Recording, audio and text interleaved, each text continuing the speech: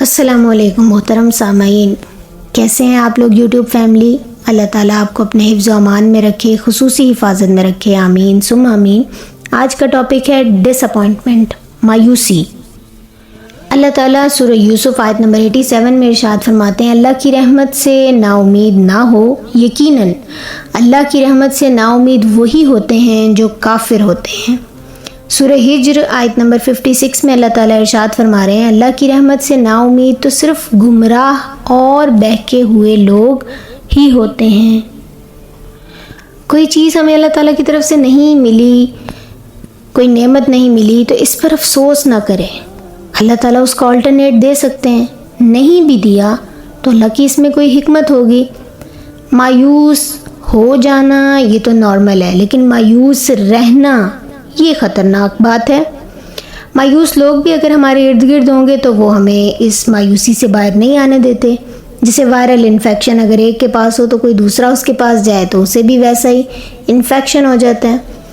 اللہ تعالیٰ کو پسند ہے کہ اللہ پر بھروسہ کیا جائے، اللہ پر مان کیا جائے۔ ہمیں نا اپنی زندگی کو پیچھے سے دیکھنا ہے اور شکر ادا کرنا ہے کہ اللہ تعالیٰ نے ہمیں کیا کچھ پہلے سے بہتر عطا کر دیا۔ پہلے ہمارے پاس اگر بائک بھی نہیں ہے، سائیکل بھی نہیں ہے، اور اب اگر اللہ تعالیٰ نے گاڑی دے دی ہے، گھر دے دی ہے، اس کے علاوہ بھی بہت سی صلاحیتیں دے دی ہیں، ذہانت دے دی ہے، اچھا جسم دے دیا ہے، طاقت والا، قوت والا، بہت سی نعمتیں دے دی ہیں، تو کیا ہے کہ اللہ نے جو ہمیں دیا ہے اس پر اللہ کا شکر ادا کریں۔ اللہ تعالیٰ نے ذہانت دی ہے تو کیا فائدہ ایسی ذہانت کا اگر ہم نے برا ہی سوچنا ہے، برے سوچنے کی ہی عادت ڈالنی ہے۔ اللہ تعالیٰ نے بہت سی نعمتیں دی ہیں، تو اگر ہم نے اللہ کی نعمتوں کا شکر ادا نہ کیا تو اللہ تعالیٰ ہم سے وہ نعمتیں چھین بھی لیتے ہیں۔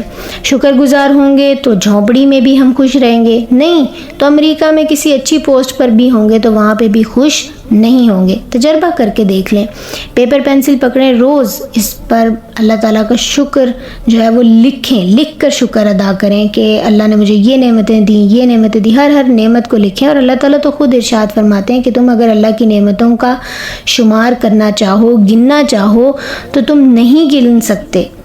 اہل ایمان کے اوپر آ جاتی ہیں آزمائشیں، مصیبتیں آ جاتی ہیں، لیکن وہ مصیبتیں اہل ایمان کی صلاحیتوں کو نکھارنے کے لیے ہوتی ہیں، اور پھر ان کے ذریعے سے درجات میں بھی ترقی ہوتی ہے۔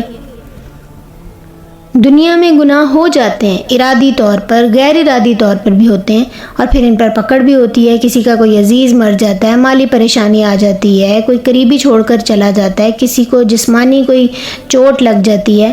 گویا یہ کہ اللہ تعالیٰ اس طرح سے اس کے گناہوں کا کفارہ بنا کر دنیا میں ہی اس کا حساب چکتا کر دیتے ہیں۔ ایک حدیث کے مفہوم کے مطابق مومن کو کوئی کانٹا بھی چبھتا ہے تو اس کا اجر ملتا ہے۔ دھوبی کو دیکھا ہے کہ کیسے وہ میلے کچیلے کپڑے جو ہے وہ گرم پانی میں بھگو دیتا ہے، پھر اس پہ ڈنڈے لے کر ڈنڈے سے ان کپڑوں کو پٹختا بھی ہے بہت اچھے سے کہ میل کچیل اچھے سے صاف ہو جائے۔ ہم پر بھی آزمائشیں آتی ہیں، پریشانیاں آتی ہیں، ہاں یعنی گویا اللہ تعالیٰ ہمیں بھی گرم پانی میں بھگو دیتے ہیں کہ اگر اس کے ذریعے سے ہمارے گناہ جھڑ جائیں دنیا میں تو یہ بڑے نفع کا سودا نہیں ہے۔ سب سے برے حالات میں بھی سب سے بہترین کی امید رکھیں، اور یہ چیز یاد رکھیں، ان اللہ معنا، اللہ تعالیٰ ہمارے ساتھ ہے۔ یعنی مومن کو یہ پتہ ہونا چاہیے، اسے یہ یقین ہونا چاہیے کہ یہ جو کچھ ہو رہا ہے یہ ایک ٹیسٹ ہے، اللہ تو میرے ساتھ ہے۔ ایک حدیث قدسی میں اللہ تعالیٰ ارشاد فرماتے ہیں، اے ابن آدم، ایک میری چاہت ہے اور ایک تیری چاہت ہے، ہوگا وہی جو میری چاہت ہے، بس اگر تو نے سپرد کر دیا اپنے آپ کو اس کے جو میری چاہت ہے تو وہ بھی تجھے دوں گا جو تیری چاہت ہے، اور اگر تو نے مخالفت کی اس کی جو میری چاہت ہے تو میں تھکا دوں گا تجھ کو اس میں جو تیری چاہت ہے، اور پھر بھی ہوگا وہی جو میری چاہت ہے۔ اور اللہ تعالیٰ کی کیا چاہت ہے؟ اللہ تعالیٰ ہماری ہی، ہم انسانوں کی ہی بھلائی چاہتے ہیں، اور ہمیں ہر وہ کام کرنے کا حکم دیتے ہیں جس میں ہمارا ہی فائدہ ہے، اور ہر اس کام سے روکتے ہیں جس میں ہمارا نقصان ہے۔ ہمارے بچے ہمیں تنگ کریں نافرمانی کی اخیر کر دیں تو شدید محبت جو ماں باپ کرتے ہیں اپنی اولاد سے وہ بھی غصے میں بدل جاتی ہے۔ لیکن قربان جائیں اللہ تعالیٰ کے کہ اللہ تعالیٰ کس طرح سے سورہ زمر میں ارشاد فرما رہے ہیں۔ اللہ تعالیٰ ارشاد فرما رہے ہیں اے میرے بندو، ایسے معلوم ہوتا ہے جیسے اللہ تعالیٰ اپنے پرہیزگار بندوں سے بات کرنے لگے۔ اے میرے بندو، یا عبادی الذین اسرفوا علی انفسہم، ان بندوں سے اللہ تعالیٰ بات کر رہے ہیں جن کے بال بال گناہوں میں جکڑے ہوئے ہیں، زمین سے آسمان تک گناہ سے بھرے ہوئے ہیں، ڈوبے ہوئے گناہوں میں، اور اللہ تعالیٰ کیا کہہ رہے ہیں؟ اے میرے بندو، یعنی تم بھی میرے ہی ہو۔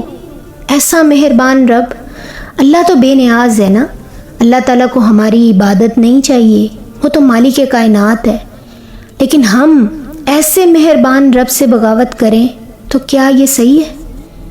کیا چند روزہ زندگی کے مزے کے پیچھے، چند دنیاوی ٹکوں کے پیچھے ہم اللہ کو چھوڑ دیں؟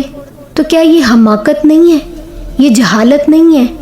اللہ تعالیٰ تو کہہ رہے ہیں اے میرے بندو، گناہوں سے لت پت ہو، گناہوں میں ڈوبے ہوئے ہو، اللہ کی رحمت سے نا امید نہ ہونا، معافی مانگ لو، اللہ تعالیٰ سارے گناہوں کو ختم کر دیں گے، کراس لگا دیں گے، مٹا دیں گے۔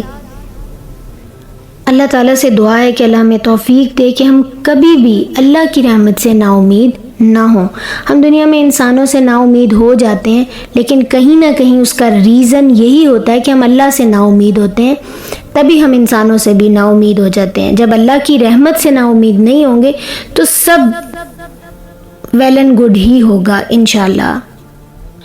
اور یہ بات تو ہم سب کو بہت ہی اچھے سے پتہ ہے نا کہ بحری جہاز تب تک نہیں ڈوبتا جب تک کہ اس کے ارد گرد پانی ہوتا ہے، بحری جہاز تب ڈوبتا ہے جب اس کے اندر پانی آ جاتا ہے۔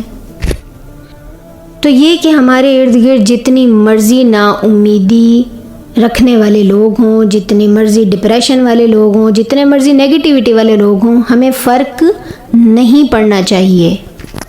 ہمیں اپنے آپ کو مضبوط رکھنا ہے اور اللہ تعالیٰ کی رحمت سے ہرگز مایوس نہیں ہونا، اللہ پر پختہ یقین رکھنا ہے، اور باہر کے لوگوں کے رویوں سے ہم نے بالکل بھی اثر انداز نہیں ہونا۔